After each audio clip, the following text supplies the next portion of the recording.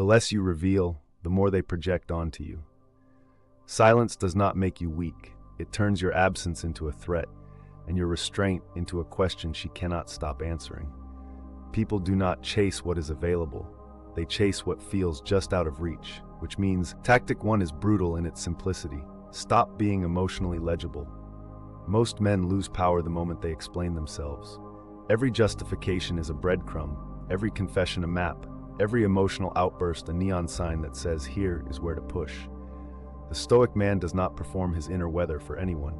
He becomes a sealed room. She can stand outside that room and guess, wonder, and invent, but she cannot enter. That uncertainty is not passive. It is active tension. Human beings hate unresolved data. They return again and again to what refuses to collapse into certainty. Tactic 2 is selective disappearance. Not ghosting like a coward, but withdrawing with intention. You reduce your availability without announcing the reduction. You become harder to access, not colder for sport, but cleaner in your boundaries. This matters because access destroys imagination. When someone can predict your replies, your posture, your timing, they stop feeling your value and start measuring your utility. But when your presence arrives in measured intervals, the mind begins to work against itself.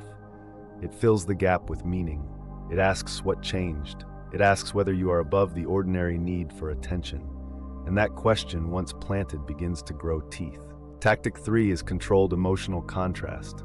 Never let your calm become emptiness. The stoic man does not act dead, he acts deliberate. He gives warmth in narrow, precise doses, then returns to stillness. That pattern creates an unstable emotional landscape for the observer. Not chaos, something worse. Predictable unpredictability.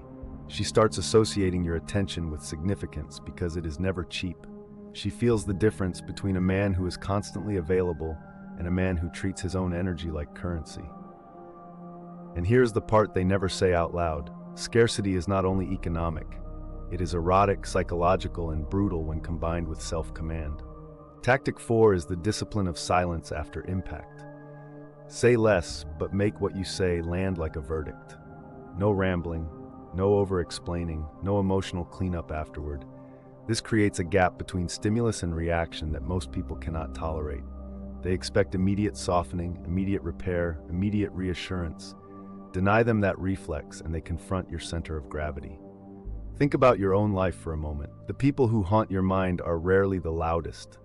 They are the ones who made you feel something precise and then refused to beg for your interpretation. That is why silence after intensity feels like power. It leaves her alone with the echo. Tactic 5 is strategic self-erasure from the trivial world.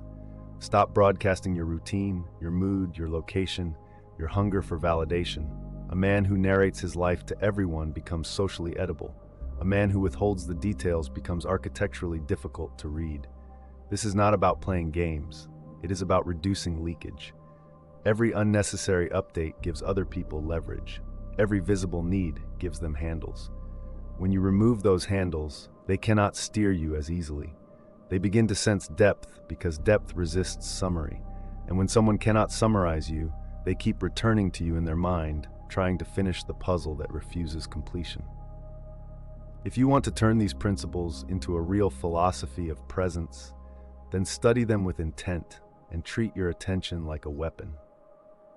To master these tactics in real life, get the Silent Observer's Playbook, or check out the recommended reading in the description below.